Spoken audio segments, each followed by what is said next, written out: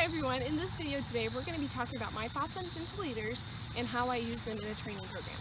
So first off, if you are not familiar with a gentle leader, here's a gentle leader head collar, is specifically what I'm talking about. I normally just refer to them as gentle leaders.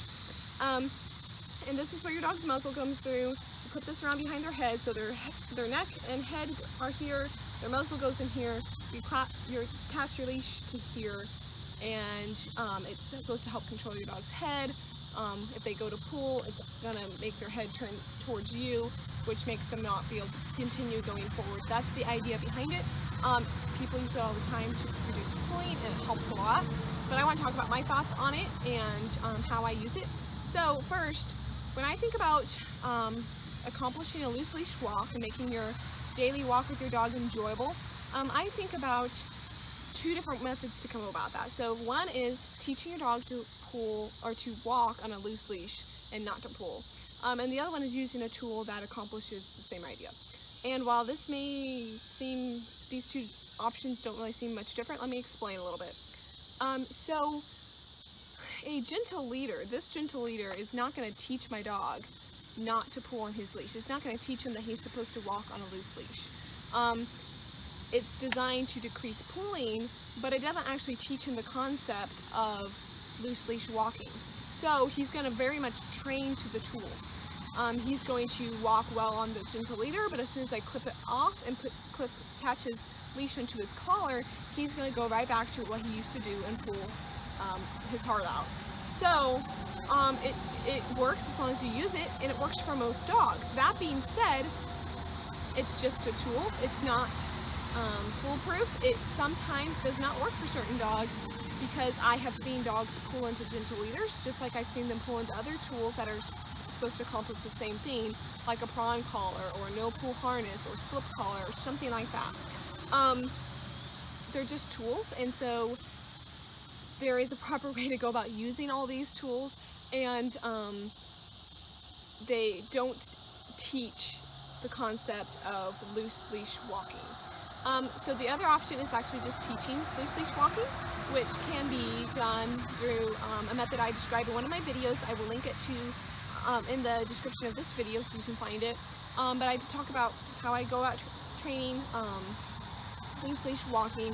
That is my preferred method of doing it. I prefer to use less tools and to just use my dog's collar and a leash, and to teach him not to pull, and to have that behavior, proof it and have it become solid, usable behavior to use around distractions and when we go out in public and everything like that. Now, that being said, not everybody's a dog trainer like me, and not everybody necessarily wants to put all that amount of work into it, and that's okay, which is when a gentle leader can come in handy.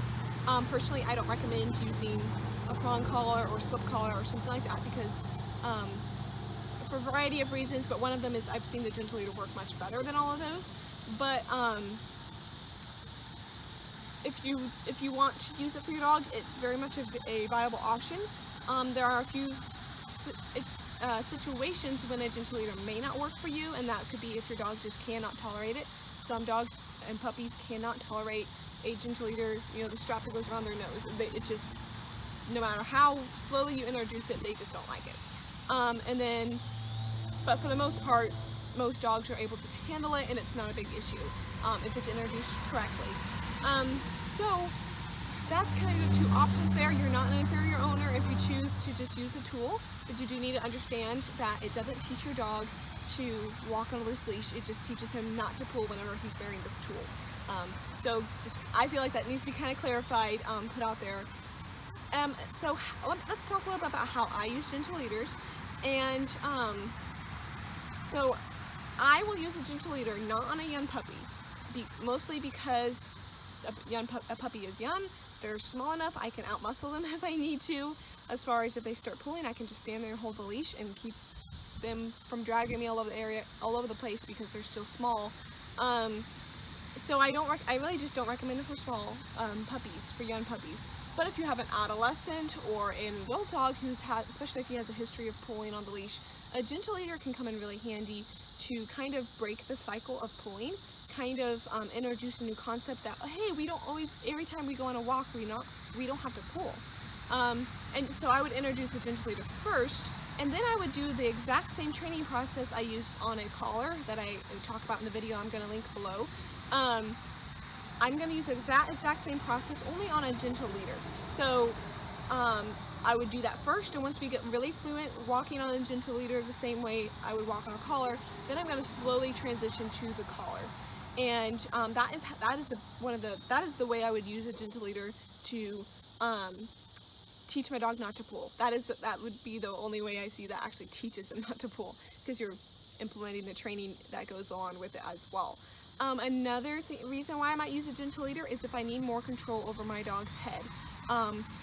This could be like if you're working with a dog who's reactive or something like that.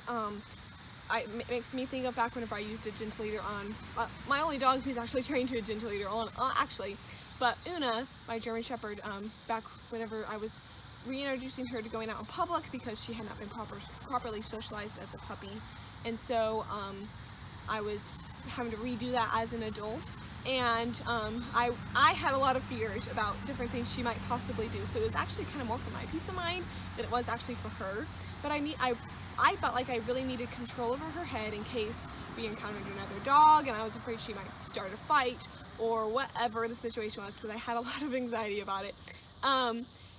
And it was really helpful for me, and I would use it again today if I had a dog who I just felt like I needed control over their head in order to kind of equalize strength, so that way they can't, pull me over or pull me around the yard or wherever it is we're at, and also so that way I can direct their head back to me, help them to focus on me, and work through the reactivity that way.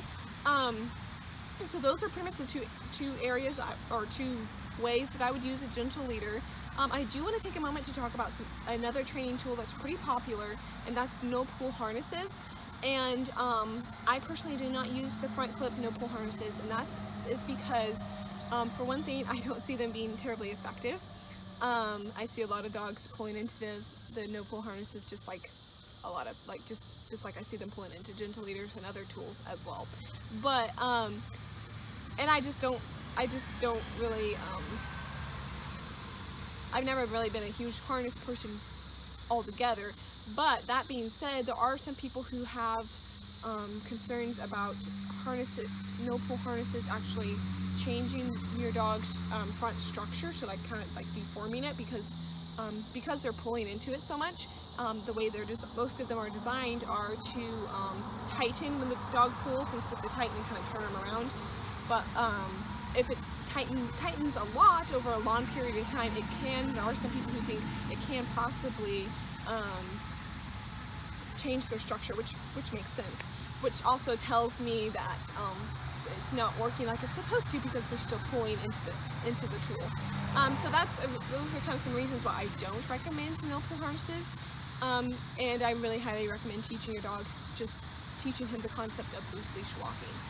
So if this video has been helpful to you, make sure to hit that like button and subscribe to the channel.